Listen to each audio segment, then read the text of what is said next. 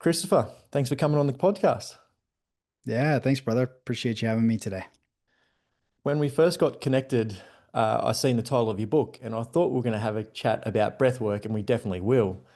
And then I dived into your content and your book, and it just took me to places and thoughts and journeys that I never thought that would happen when I first got connected with you. So I'd like to start with authenticity.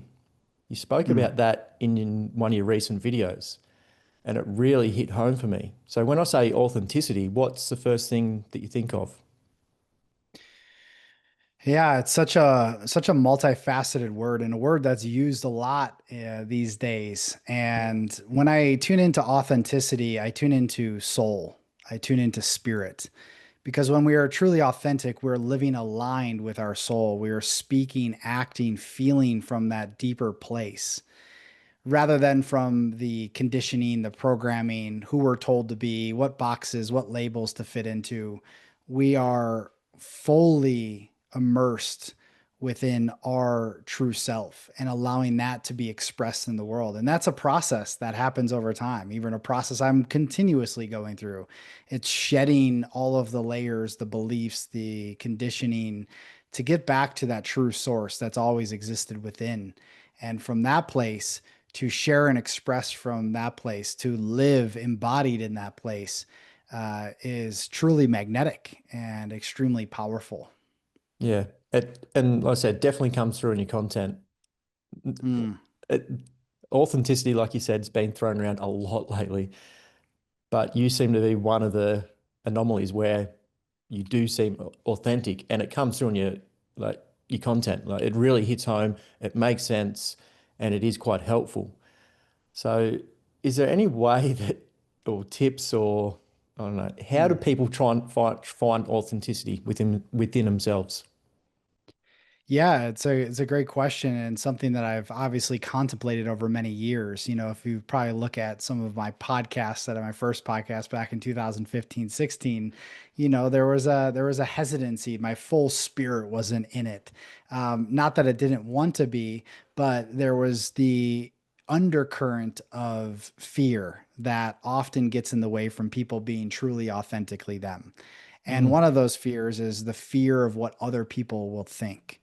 And when that fear comes online and we start to feel that fear, we hold ourselves back and we just say the perfect things, right? We're kind of wearing the mask, we're pretending to play a role because we think this person or these people want to hear this specific thing. We all get in our own way that way. I did for a long time. And so shedding that fear, letting that go. Okay, now that that's let go, what's the next fear that often comes up? It's the fear of being fully seen. When you're fully seen, that's a vulnerable place to be because if you're fully seen, well, then you can be ridiculed, you could be judged, you can be condemned, you could, whatever it might be. We've seen it throughout history.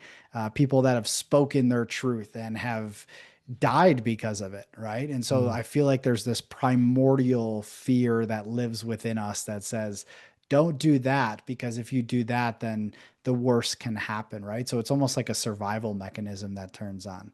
But then when you get beyond that and you go beyond the fear of what others think and the fear of being seen, you start to get into the core and the core that's there. Now that I don't care and now that I'm in this place where I feel fully, truly aligned in myself, then it just becomes this place where I can share from truth, from vulnerability, from a place of deep embodied integrity, having walked the path, having gone through the trials and tribulations and all of the things, and sharing from that place, which then you get to that deep human connection, that heart connection that people are inevitably desiring these days and will continue to as we deepen into the age of AI and how this is going to impact people. The authenticity is really what I perceive to be the gold currency. mm. Love that. So let's dive into your journey, because obviously Mm. it's been a journey to find your authenticity, and I'm still definitely deep in that journey as well. So where did it all start? Go back to whenever you feel Yeah. like is necessary. Yeah, I mean, I think for the consciously and like really beginning this path, this journey, this, what people have called the awakening journey, or Hmm. the hero's journey, really started for back in 2008 for me. Was given a book, Many Lives, Many Masters by Dr. Brian Weiss. And after reading that book, it just confirmed a lot of what my intuition was already telling me about past lives, about reincarnation, all of these things. And that was sort of like my dip in the water. Okay, now that I've sort of this feels true, it feels right. Now it's looking at my life in a completely different context, which at that time, 2008, I was in college and finishing up my bachelor's degree, and, just kind of being somewhat in the rat race, following the societal status quo of going to school, getting a job, doing all the things we're told. And from there, then continuing to venture into deeper levels of education, then going to get a master's degree in business leadership, getting a corporate job, climbing the corporate ladder, until the point where I just became fed up and really tired, and just feeling empty, feeling lost, feeling confused. I had everything that you could possibly want as someone in your mid 20s. I had, really fun lifestyle. I partied a lot. I DJ'd, I had lots of beautiful women, a new car, all the things the material world has to offer. But something within me was not fully satisfied. And so, without getting into the full depth of the story, pretty much what happened from there was me praying for a sign. And I literally received a sign where I was driving down the side of the road on a Tuesday after work and saw a billboard that said, "Are you ready to answer the call?" And it was sponsored by the Peace Corps, which is a American grassroots governmental organization that sends people to 80 different countries around the world to serve as a volunteer for 2 years of your life. Mm. And previous to this, I didn't really know any of these things. And so I went home, I researched it, and everything was ticking the boxes, right, of my values that I truly wanted to fulfill, from this adventure standpoint, from this place of making a difference, from this place of truly deepening into my own spirituality and myself. It just like felt like the right thing to do. So I applied, and a year later, I got an acceptance letter. And 6 months after that, I was headed to Tanzania, Africa, where I lived in a rural village for 2 years of my life. And that was an experience that obviously altered my life in a deep way, moving from the suburbs of Buffalo, New York to a rural Tanzanian village. You can't come back the same person after that. And also in between that experience, during that time, I had a near death experience, an initiation of losing my life in the Zambezi River on a whitewater rafting trip. And so the culmination of being abroad, serving in this village, having this near death experience, all of these things were massive catalysts for me to sort of wake up to a greater part of myself and begin to desire to live life from a place of purpose, from a place of fulfillment, from a place of meaning. But, it wasn't as simple as I thought it was. And even after those years, coming back home, having reverse culture shock, going through depression, many different dark nights, I was initiated for a decade. And, through those initiations, I was able to, and continue to do so, evolve and come closer to my own soul and my own authentic soul expression. Yeah. When I was reading the experience in Tanzania Tanzania, yeah. um, with the whitewater rafting, Mm. yeah, that was scary. It was reading it for me was scary. I did have one question related to that. Have you ever Mhm. gotten back into a raft and done whitewater rafting? No, I have not. Would I? Maybe not in the Zambezi River. I might do it in a smaller river or class Mm. 2, 3 rapids. But something changes after an experience like that. I've become much more cautious around water, and I'm also a father, so there's no need for me to continue to risk my life doing things like that. Yeah. Um, again, like I was nervous just reading it about the experience that you went through. So I grew up surfing, and there's been plenty of times where I've been smashed by big waves, and yeah, it definitely changed you. Now yeah, like what's the point of going out and surfing really big waves when I can just surf a smaller wave and just have Yep. just as much fun? You respect the water a little bit Mm, more. yeah, Yeah. definitely. What is up, everybody?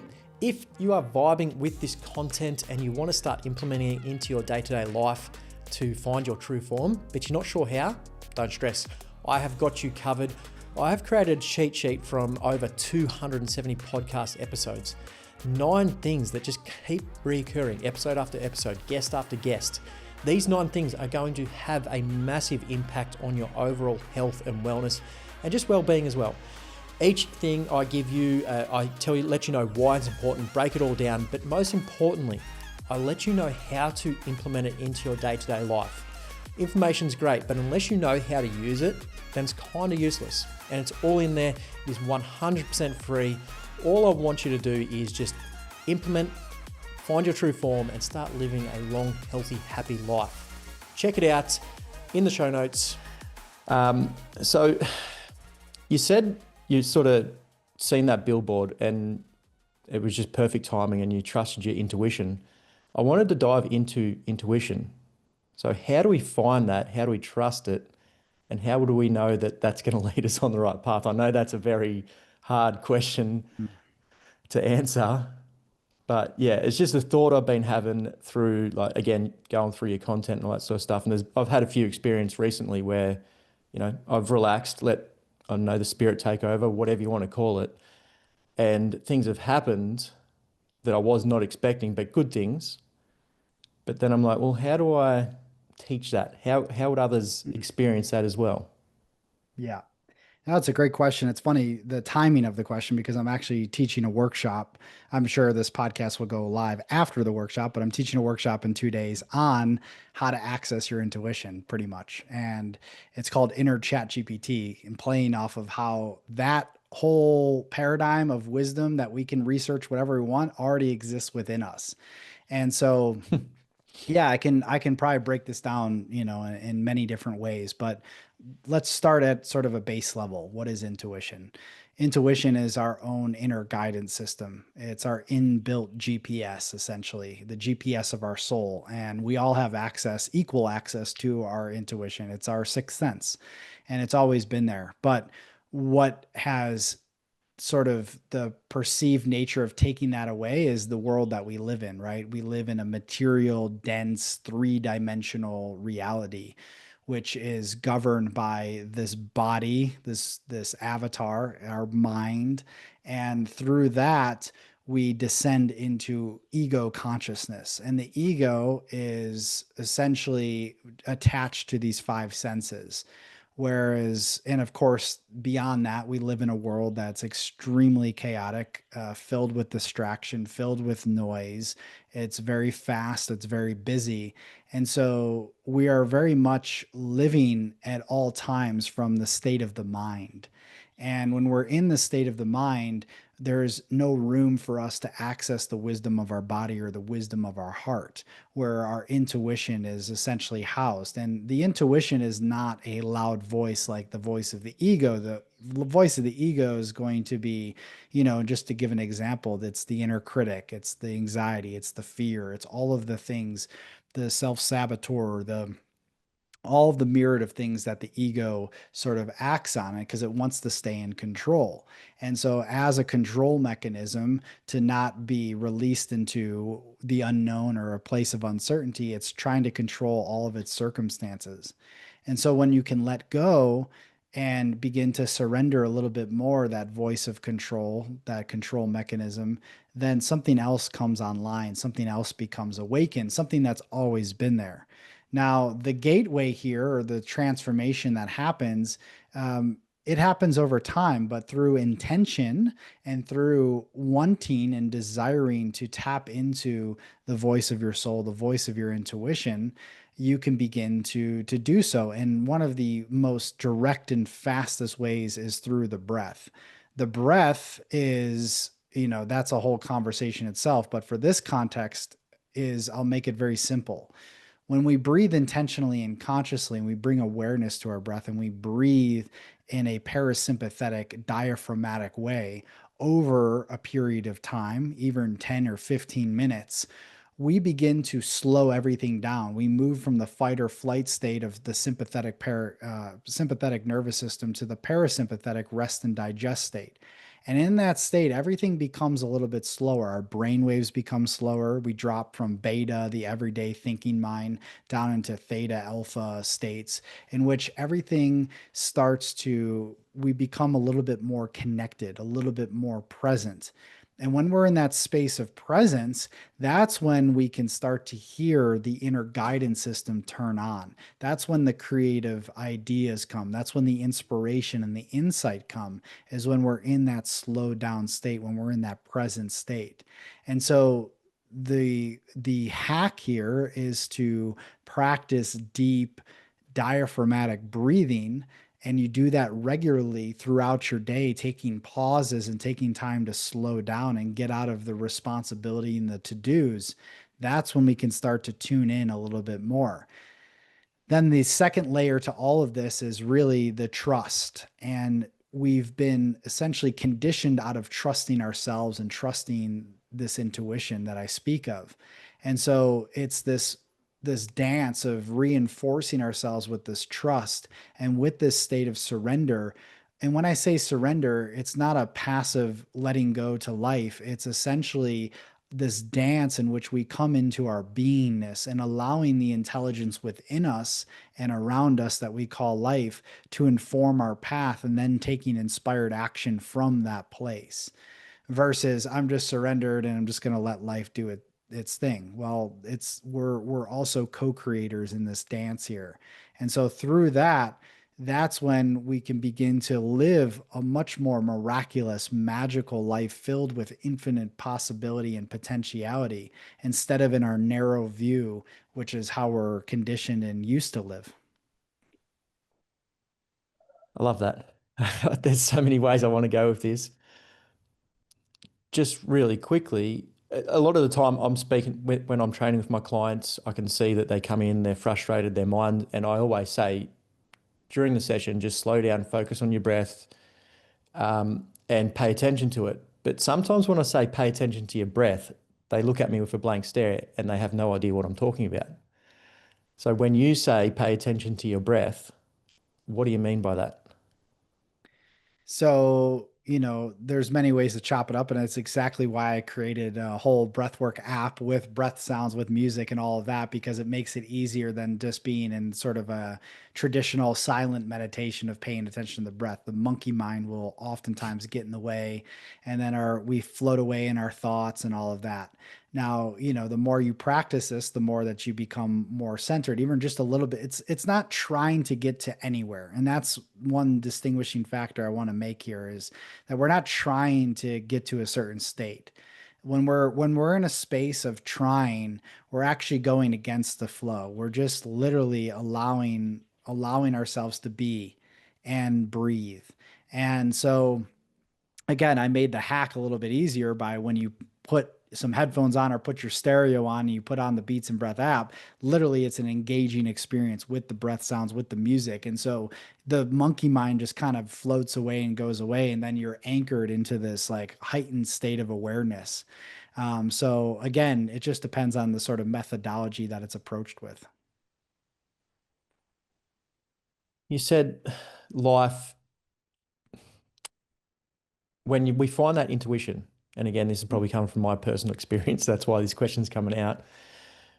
When we get to the point where we're trusting ourselves and we feel we're getting guided, like you said, life is happening to us, but we still need to make things happen. Sometimes I find I go down into these deep things. I feel the spirit, again, whatever you want to call it, dragging me in directions, but I struggle to put that into motion, if that makes Hmm. sense. So Yep. again, it could be happening to a lot of people. Everybody's trapped in this circle, this rat race, and sometimes you might get into a state of mind where you want to take action. And I work with a lot of people that want to take action on different projects, different things that mean something to them, help them with purpose, but then they get distracted by the rat race again and they get out of it. So Yep. how do we take action in that moment and, I don't know, follow that intuition, but make it Yeah. happen for us rather than waiting for it to happen to us? Yeah. Yeah. Great question. So just to clarify, there's two states of being. There's the victim, right? And there's the creator. The victim says that life is happening to me, right? I'm Mm, essentially a victim of life. The creator says that life is happening for me and it's happening through me. So there's a difference there. When I'm in life is happening to me, I'm essentially a victim of circumstance and I'm just constantly reacting to life. And that's not an empowering state to be. But when I'm in the stance and of the stance of life is happening for me and through me, meaning that I am the creator.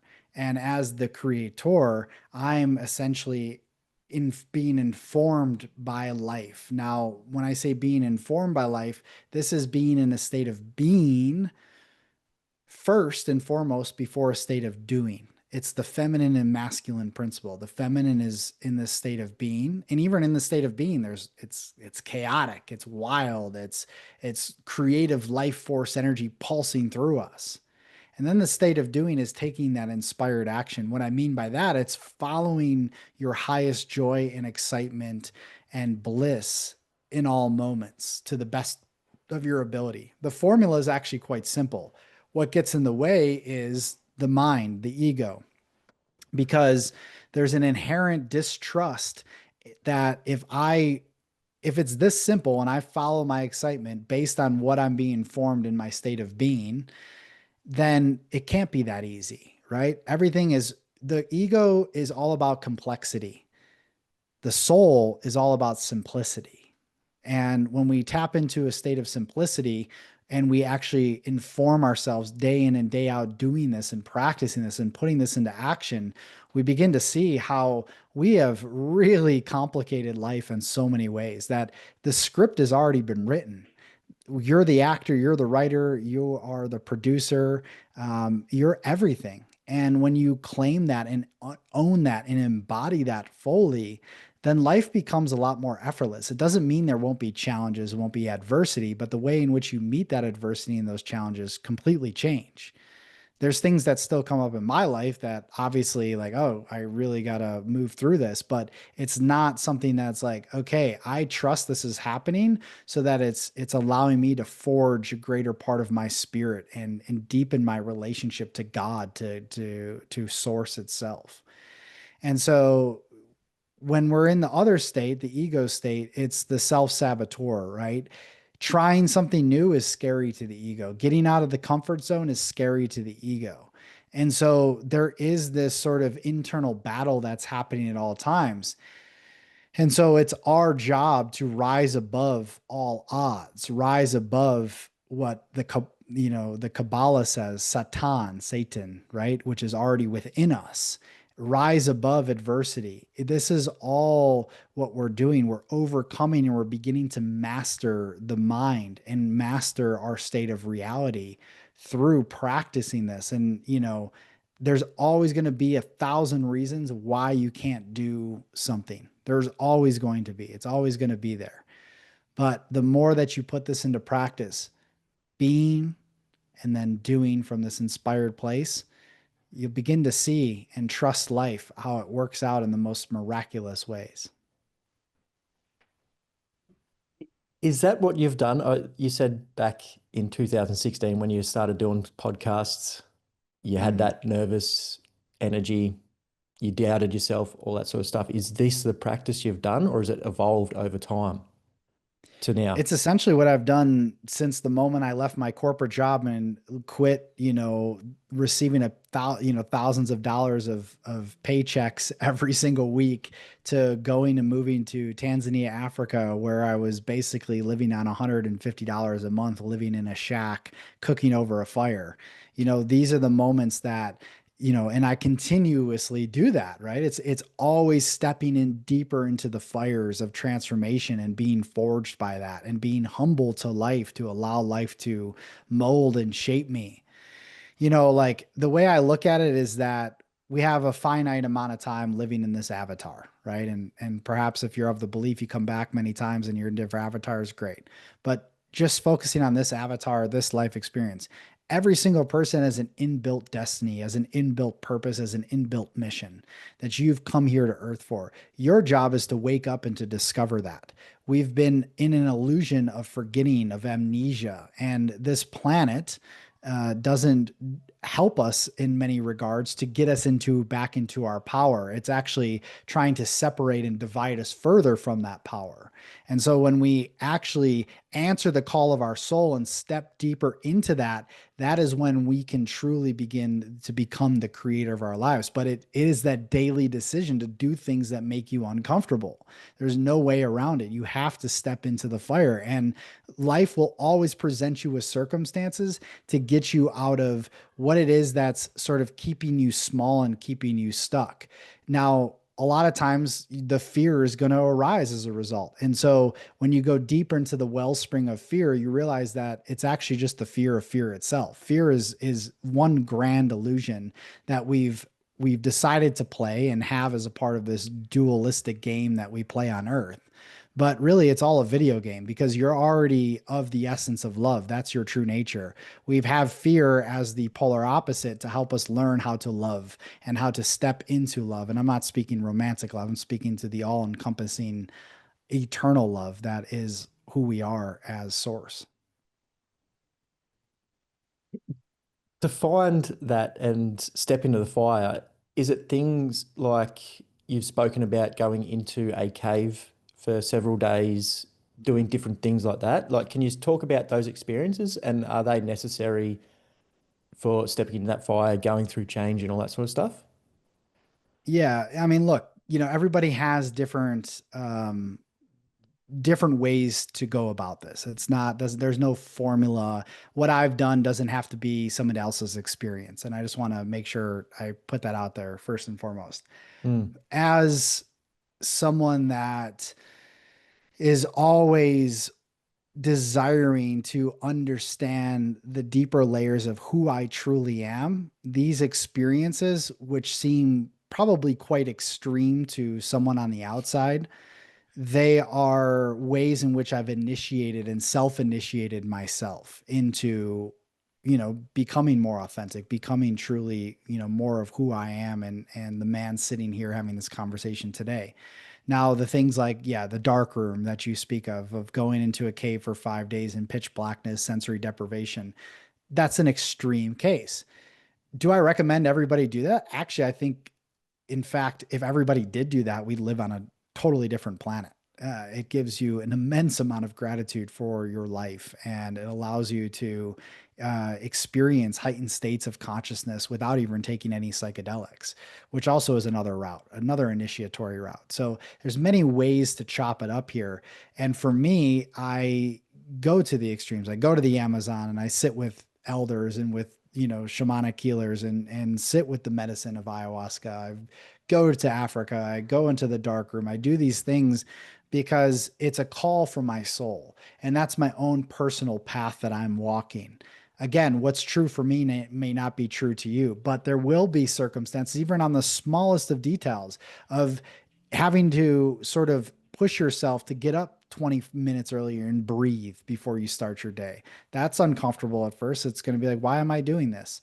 It might be going and leaving this particular relationship that I'm in because it's not serving me at this very moment and it's exhibiting a lot of old programming and conditioning, and to rise above that to go into something new or to leave this job or whatever it might be. I mean, it could be any number of things, but any of these situations in which we have to make hard or perceivably difficult decisions, that's when our spirit is tested, and that's when we can start to really grow. And really, at the end of the day, what is the ultimate purpose of humanity? It's literally to evolve. Like that's our, if we have a collective shared purpose, it's to evolve. It's to be alive and to like really be in the gift of this human experience and to evolve. That's our soul came here, and this is an earth school, and all our job is to go through the curriculum and pass these tests that come our way. 100%. And as you were saying that, I'm just thinking over all the guests I've had, like, each guest is chasing something, whether it's a pushing their body physically in a marathon, starting a business, non-for-profit, whatever it is, they're always changing and evolving and pushing into that uncomfortable zone and growing. Mm. And that's generally why I get them on the podcast because they have that energy about themselves. And yeah, it makes perfect sense. You spoke about AI. Mm. What's the relationship with AI and how's that going to change things? Is it going to change things? Well, I think we always, as a, again, as sitting in the context of being the creator of my reality, you being the creator of your reality, we're creating infinite number of parallel Earths all at one time. You have your version of Earth, I have my version of Earth. There's the doomsday apocalyptic version of Earth that some people have that AI is going to take over the world and we're all doomed and fucked and whatever. I mean, that's one timeline, that's one reality. And that's great if people want to subscribe to that. I personally don't. I AI is a mirror, and it's also can be a very beneficial tool if we understand how to use it, and not taking away from our own power, which is first and foremost. We like to outsource our power, whether that's the AI, politicians, or anybody else. A lot of the world is just outsourcing, outsourcing, outsourcing. But when we first come to recognize our power and we embody that and we continue to walk that path into our soul's power, then everything else becomes an added thing on top of that, right? And we're not saying, oh, I need to go to AI because this is going to help me complete this. No, I'm already whole, powerful within myself. And these are just bonus tools that I can use. Now, technology is advancing at a very rapid race. And I do believe that there are multiple different types of timelines that can play out. But again, if we are the creator of our reality, then we get to consciously choose that by embodying the inner state of being that we desire, as everything is a reflection on the outside of what's happening on the inside. And of course, we have our collective agreements. We have our own individual, reality, and then we have our collective reality that's happening all at once. And there's so many ways to look at this, but I do have some interesting theories about where we're headed, and I do feel we are going through a massive metamorphosis as a human species. And really, at the end of the day, it comes down to two choices. The two choices are this: it's either fear or it's love.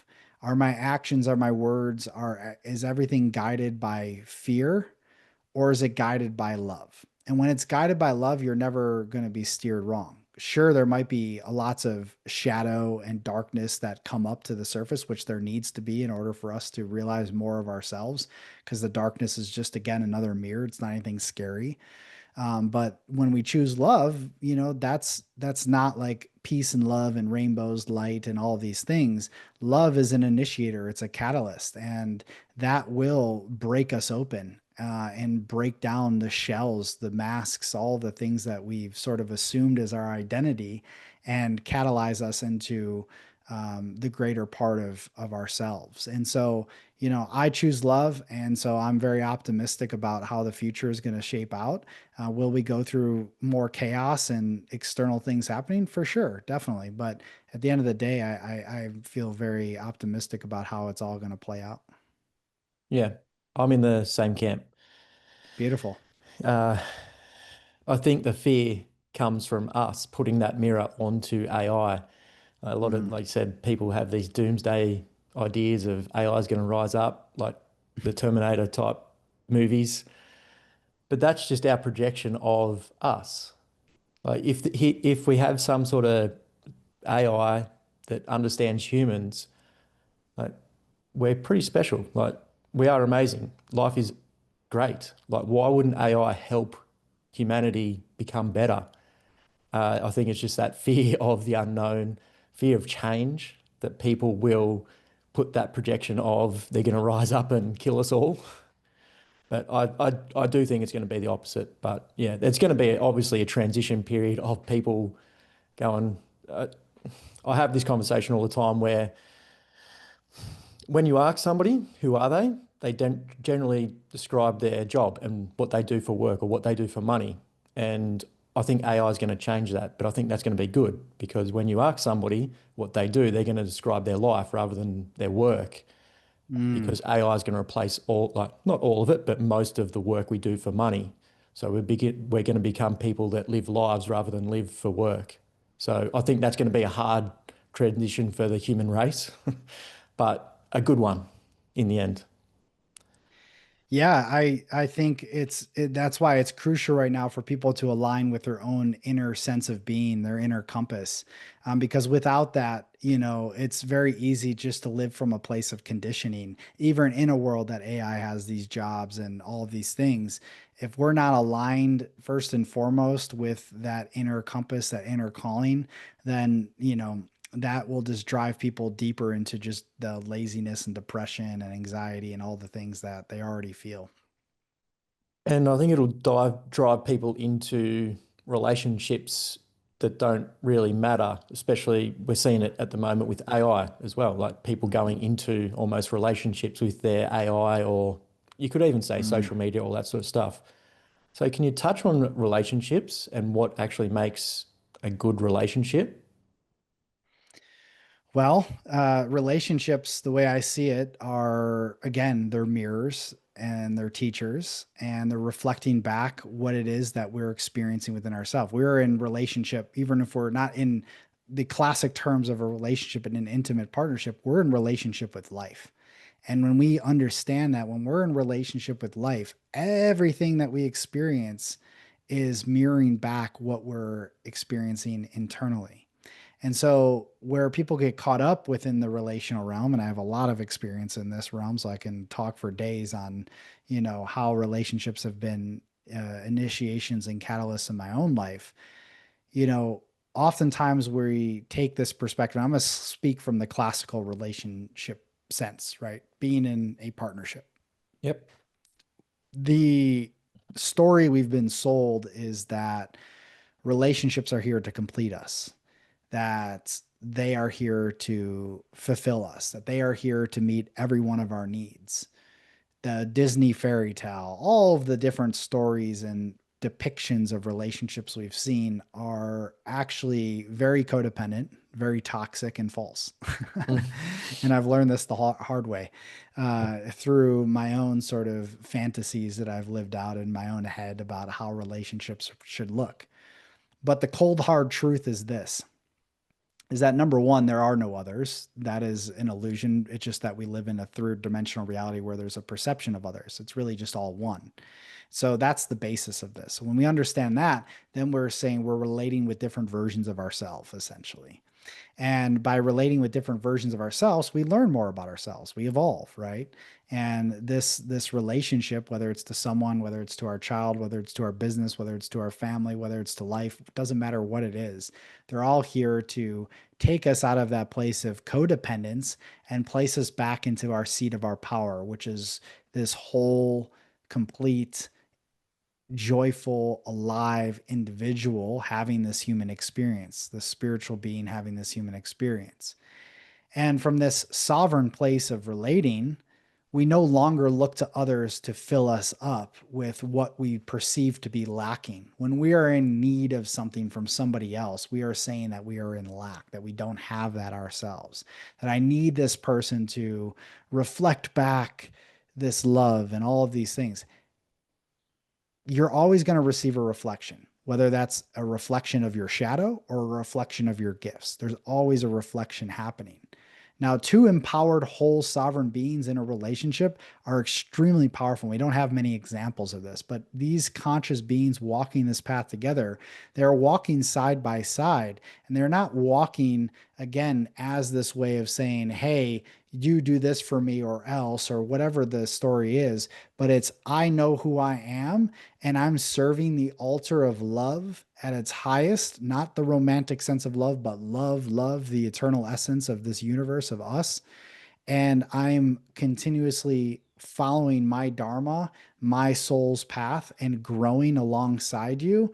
That's a powerful position to be, because now I no longer need this person to do this for me to make me happy. I'm already whole as I am, and we are walking together in a very empowered way. And that, from that standpoint, all of the patterns, sure, there's still shadows that come up. We're still in this human experience. We have the inner child that acts out from time to time. We have these certain trauma patterns that might arise. But with two conscious beings, the difference is that we face it, we communicate it, we talk about it, and we allow ourselves to go into the healing of that, which only transforms and elevates the relationship itself. From a lower density level, from a lower consciousness level, from a lower awareness level, those shadows that come up often destroy the relationship and they start to dismantle it because there's two hurt little boys and girls that are acting out against each other because they don't know any other way, because they're acting from their emotional wounds rather from this empowered place. And so relate I say this all the time. I said, if you want to grow, if you want to evolve, if you want to expand, do these three things: be in a conscious relationship, like in an intimate partnership, have a child, and start a business. If you really want to grow in this earth school, do those three things. And I can promise you, you're gonna be catapulted, but not without challenge. I'm working on the third one. Um, so what I'm taking from that, so if I get into a relationship and I don't necessarily love myself so much to a point, or I'm missing some sort of love for myself, I'm going to try and get that from my partner, and that's going to create the issues. Precisely. Yeah, because we're trying to get something. We're trying to take Mm, something from the relationship. Think about that energy, it's extraction. It's like I need mm, this from this person versus I know who I am. Doesn't mean that there's still not insecurity or some inadequacy that's playing out. Sure. But the deeper I go into myself, the more I find that love for who I truly am. mm. Yeah, and that's going to be draining on the partner, and of course it's not going to Exactly. work out. So let's just say somebody is in a relationship, they just had a light bulb moment and they're like, oh, I am missing something in myself and I'm trying to get it from my partner and it's creating these issues. Where do we go from there? I think the first and most important step is the awareness, which you just shared. And once you have the awareness, it's the communication, and the vulnerable, intimate communication that has to happen within a partnership, which is key ingredient to an evolving and a relationship that will grow and expand, is recognizing it and then communicating that to your partner. I've been in this state and I realize that there's this part of me that is trying to extract and take from you. And that no longer feels good. And, just that conversation alone could be extremely healing, but it will probably most likely take you into the deeper parts of yourself where as that little boy or that little girl didn't receive the love that you desired as a kid, right? Because at the end of the day, our core desires is to belong, be accepted, and to be loved. And of course, we have parents that are doing their best, but still acting from their own trauma, which then, brings us to a place where we feel inadequate, we feel insecure, we feel unlovable, unworthy, whatever the story it is we're telling ourselves. And then we go through lives and date people to try to mirror that back to us. But when you get to this place, what you're speaking to, now it's like, okay, now that I recognize it, I've communicated it, now I can go back and bring and reparent that little boy or that little girl that's always existed within me.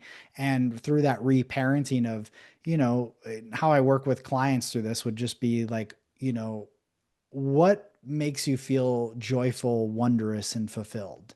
That could be going outside and, climbing a tree or going for a hike or being out in nature, whatever it is, playing an instrument, starting to give that back to that part of yourself. And through that, you start to develop this deeper relationship with that little boy, that little girl, that inner child. And then through the safety of that container of that being within you feeling more loved and fulfilled, then through the relationship, you're no longer trying to fill yourself up. But of course, this is a transformational alchemical process that requires two beings to be very mindful and conscious of. Yeah, not easy thing to do. And I've noticed that you just said like we we've just conditioned to restrict things from ourselves, like when we're a child, like what do you want to do? You don't want to go out and climb the tree, all that sort of stuff. And we try to get out of relationship business. And I've even found, and I'm guilty of this as well, using purpose to cover that up, as like chasing a purpose, thinking that like business, whatever it is, trying to cover that up as well. So it can come out in many different ways. You I said agree. you said the third thing was having children. Can you Mm. touch on that and why that's important?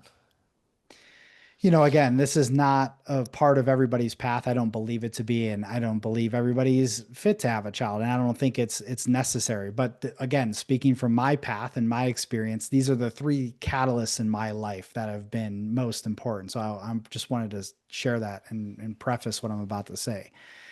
But, being a father, I have a 6-year-old boy and a boy that also requires a lot. He's special needs in some ways and extremely gifted, extremely talented, but it's been quite a challenge. And of course, I had a soul contract with, him and we have a beautiful relationship. But yeah, I mean, when you're parenting, and you're in that position of being a parent, father, mother, whatever it is, you're relating to your own inner child very directly because the children are mirroring that back to you in every and all moments. The number of times that my son has mirrored things back to me, I'll give you an example. It'll be like, um, I don't know, just there's so many things. Here's one. When I was, there's been many times where, I get into my head or I'm moving fast, right? I'm doing a lot of fast actions.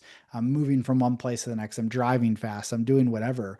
My son will just tell me straight, he's like, "Why are you going so fast? There's no rush. Slow down."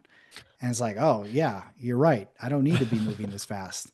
So just like that's a very small example. But Mm. even the things that he doesn't say, are, very powerful. It's just an ultimate mirror for like healing your inner child and your relationship to the boy within myself is like, damn, like this is not for the faint of heart.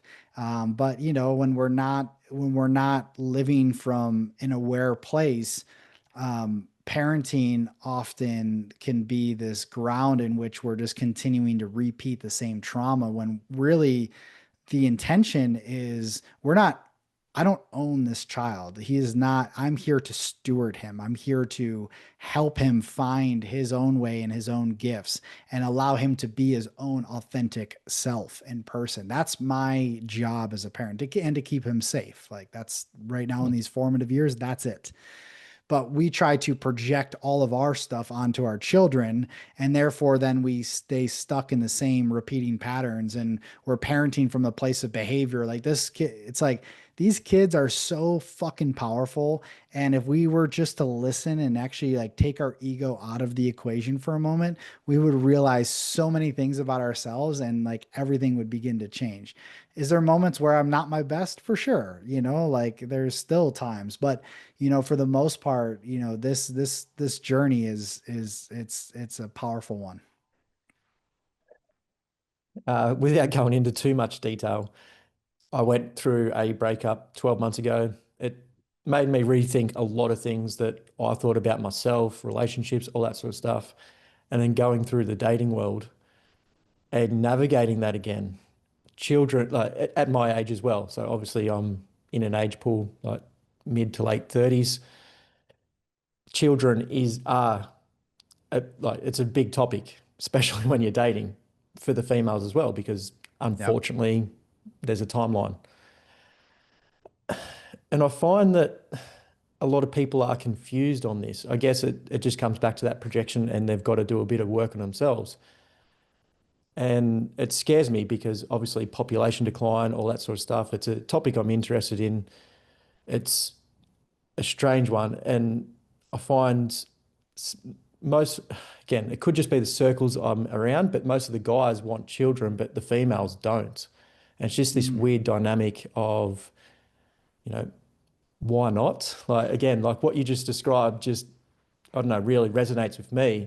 But then with the females that I've met and again, been introduced to, some of them just have no interest in that, but they're very passionate. I just don't know if it's, again, a thing that they think they shouldn't have because society or they don't want.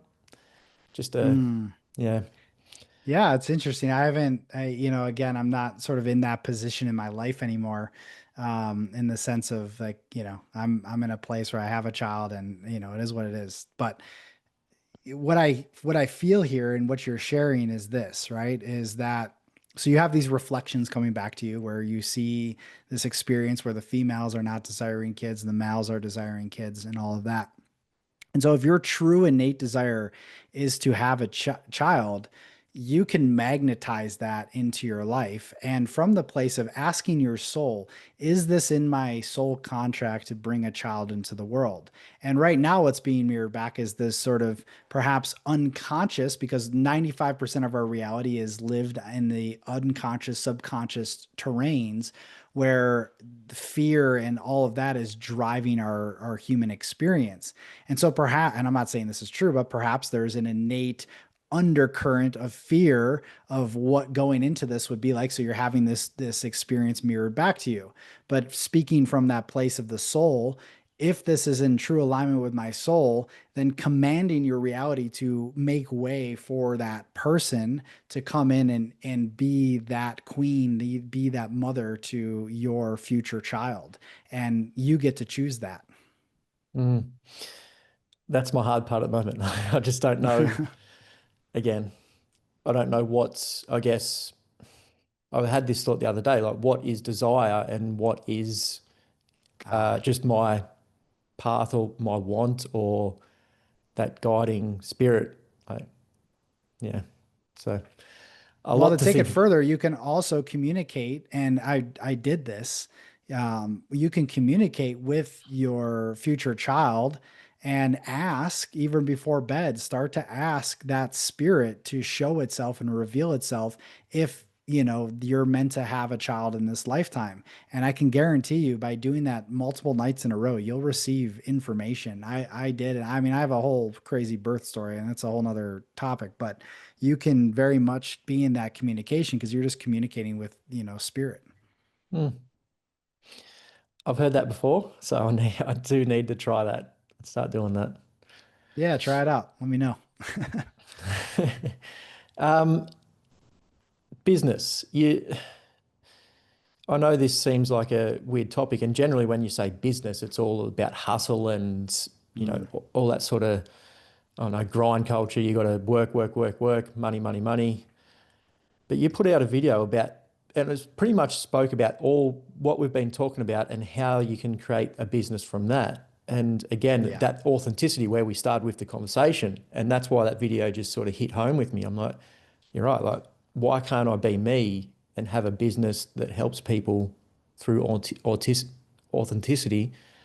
Can you touch on that? Like, it was just a weird concept, like talking about business through a place of love rather than a place of, it's almost like a, I don't know, these days again it's not from a place of love, it's a place of greed, I guess you could almost say. Yeah. Yeah, I mean, having been and having my own business for over a decade now, I've learned so much, and that's why again, it's an accelerator of the soul, and the business is not separate from you, and that's the first distinguishing point I want to make here is that business, your business, is not separate from who you are. It is a part of you, and it's an extension of your own consciousness. Now, most people get into business from the dream state of wanting to be an entrepreneur, wanting to make a lot of money. And again, there's nothing wrong with that. Like I love money and money's wonderful to operate in this third dimensional reality. But when that's our ultimate desire and solo desire, then we are essentially being slaves to our business and living out of alignment. The decisions we make, everything that we do is based on what you described as a shadow state of greed, and how that influences then our reality, right? These are the traditional consumeristic business models that Mm, we've been tuned to and conditioned into. But the higher state of business, which is where the change is happening because there's a revolution happening on this planet, and the revolution is not happening externally, although we may see that, it's happening on the internal planes. And the internal planes of what's transpiring is a shift from a very much shadow orientated masculine place to a highly evolved feminine place. And I'm not speaking about gender, I'm speaking about energy and principles. And when I speak from that place in which you're referring to the video I recorded, is that from this place again, the being informs the doing. So Business from this place is a vehicle for your authentic soul expression, your passion, your excitement, your joy, your service, your contribution. When we're in that place, it changes. The money ultimately ends up coming and flowing when we're in service. And a key question that I propose to everybody that I coach and I share space with is, how can I be of the greatest service to the whole? Start asking yourself that question, because when you serve the whole, you actually serve yourself, because it's all one anyways. And so being of service is really contributing your gifts, your authentic expression to the world. And that may look like many different things, many different types of offerings, or whatever it is. It doesn't matter where you're helping people and putting that first, being in that state of allowance, of receptivity, that place of abundance, that feminine place. Then, when you intuit from that place and then you take inspired action from the masculine, which is creating systems and structures, allowing that vehicle to have some sort of lane, because if not, the feminine's wild and will go all over the place. It needs a masculine container, the systems, the structures that are in place in order to guide the flow, in order to allow the water to flow. And so both principles are necessary, but we've been living out of balance, and we've been living more in the state of productivity and performance and doing, which is guided by the shadow masculine of saying, I need to hustle, grind, chase, strive, force, control, which only leads to more burnout and exhaustion. I coach high level, high profile CEOs, executives, athletes, people that are performing at the top of their game and have massive types of businesses, but they're all burnt out, they're overwhelmed, they're stressed, and they're living from this chaotic state, and they wonder why their relationships, their health, and all of these things are falling apart. It's because they're not aligned within themselves and not living from a coherent nervous system state. So when you reverse the roles and you do exactly as I said, then the game changes and it actually becomes more fun and exciting rather than draining and depleting. Mm. I have a lot of people in my network here in Melbourne who are doing or want to do amazing things, helping people create different companies. And when I sit down and talk to them, like I get that authenticity. They're excited. What they're talking about is very passionate, and you can tell that they're very passionate about helping people and they're giving themselves, and that authenticity is coming out in that conversation. But then when they come to doing, they get shut off. They get scared. So again, it's pretty much what we've been talking about. But how do I get those people to sort of notice that, you know, in that moment, that's them. They've got to take that into the business side of things. Uh, is that Yeah. possible? Like, yeah, I know, again, hard question, but Yeah, it's all possible, right? And it's all starts when we come into just awareness of the patterns that we've been repeating, right? We're needing to, I mean, this is a, if we think about it, we've been essentially indoctrinated into this way of living from the place that we've been talking about for most of our lives. And so this doesn't happen overnight. This mm, happens by reconditioning our nervous system and recalibrating our nervous system, which is the command center of our body, of our human experience. And that is a steep cellular transformation that takes place over time. But it's our daily habits that stack up in order for this transformation to occur. And that's why I say breath is the foundation of everything. By practicing and having a breathwork practice and doing these things, we start to rewire ourselves amongst many other things, going walking in nature, connecting with the land, connecting with the earth. If you feel called to be interacting with plant medicines in a conscious way and not chasing peak experiences, because there's a shadow in that as well. These are all different, allies and elements that we can use to rekindle the relationship we have to ourselves and to life. And when we rekindle that relationship and rewrite that, then that's again when the game changes. But it's not going to be like some magic wave of the wand. We also mm. have to put in the work and do these things. And then from there, we begin to reap the rewards and see the difference. Yeah, that's the thing, isn't it? We all want these instant That's results. it, man. You want the easy, yeah, the easy Yeah, pill. you got to do the hard work and look within.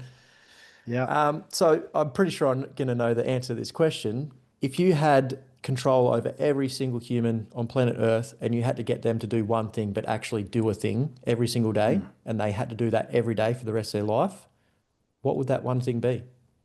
Consciously breathing. So what does that look like? If somebody's listening to this, they heard that, how should they Yep. start? Download the app? Well, download the app for sure. I'd Yeah. say that's a great place to start. But even if you don't want to even make that step, literally in this moment, pause whatever you're doing. Now, if you're driving, this might be a little bit more difficult, but in this moment, I invite you to pause whatever it is you're doing, putting the pen down, putting the paper aside, closing down the computer, and just coming into a present moment state. And this doesn't take long. We're going to just take a few moments here. And as you do that, I invite you, if it feels comfortable, to close down your eyes, to place your feet onto the floor beneath you, to ground yourself into this moment. You can get back to the to-do list, the responsibilities, all of the things right after this. But for now, we're here in this present moment together. And as we reside in this present moment, just begin to bring awareness to the body. And this is simple by just scanning the body from the top of our head all the way down to our feet. And as you start, you may go through the forehead, down through the cheeks, the ears, the jaw, the neck, the shoulders, the chest, the belly, the back to the hips, to the legs, down into the feet, and just gently breathing as you scan, as you notice, as you observe.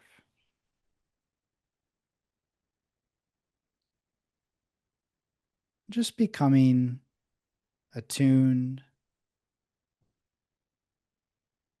to my guidance, to your breath,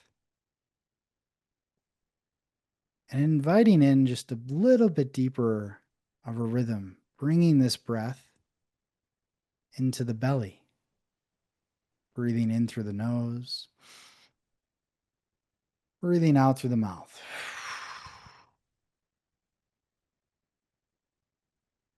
And perhaps you notice an area of tension, of constriction, tightness.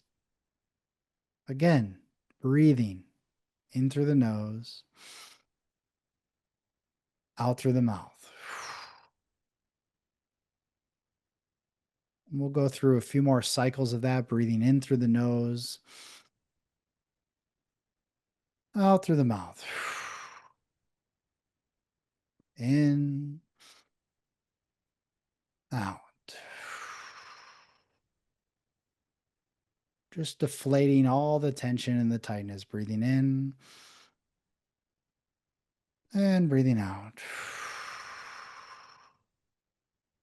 Deepening that breath down into the belly, into the navel.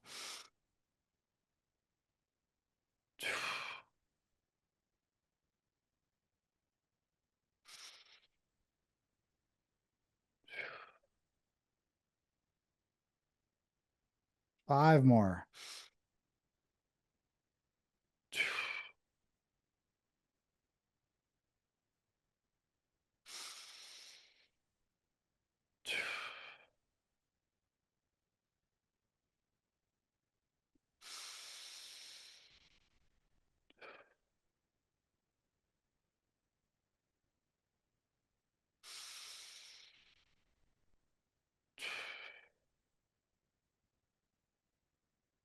'Last one, breathe all the way in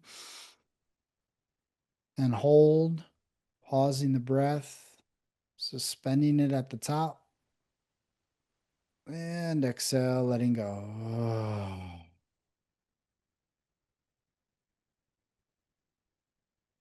Just staying for a moment in this empty space,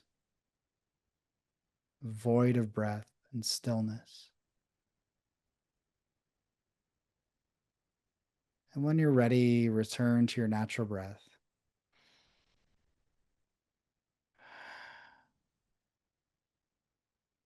And just observe, just notice any subtle shifts.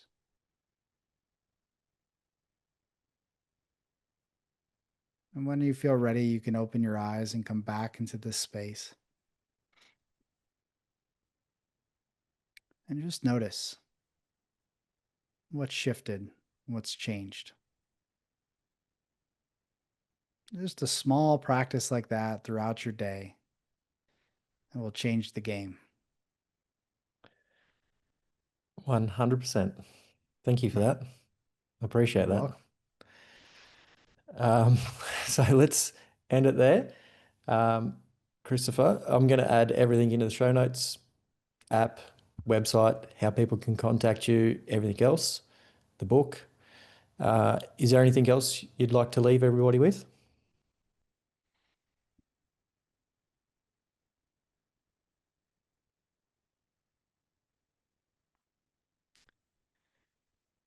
Yeah, right now we're living in a very crucial and important time on this planet. There's a massive shift that's happening, and the shift is happening internally, first and foremost.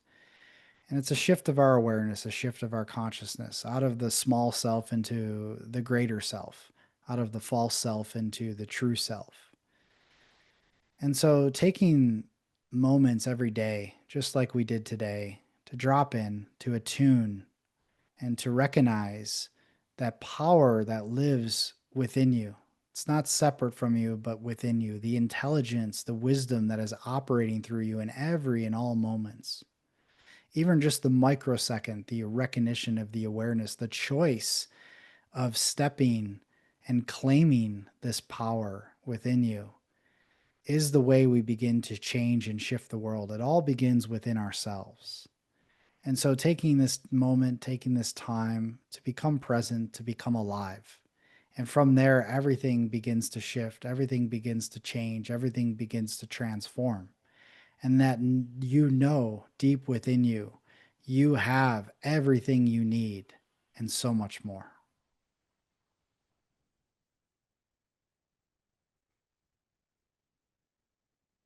Thank you, brother. Thank you. I appreciate that. I appreciate your time and I appreciate your Yeah. love. Yeah. I appreciate you. Thanks for having this podcast and sharing these messages. If I was to coach you for the next 30 days on your habits, your nutrition, your sleep, your fitness, do you think you'd feel like a new person? I see this all the time. People getting excited after watching a YouTube video, listening to a podcast, or downloading a PDF. They have all this good information, but then they fail. A, because they don't know how to implement that information, or B, they haven't got anybody holding them accountable to implement that information in their day-to-day life. And that is exactly why I created the 30-day reset. So we can work together every single day for the next 30 days. I'm going to show you how to build a rock solid morning routine. Make a workout routine that fits into your life, that works for you instead of against you.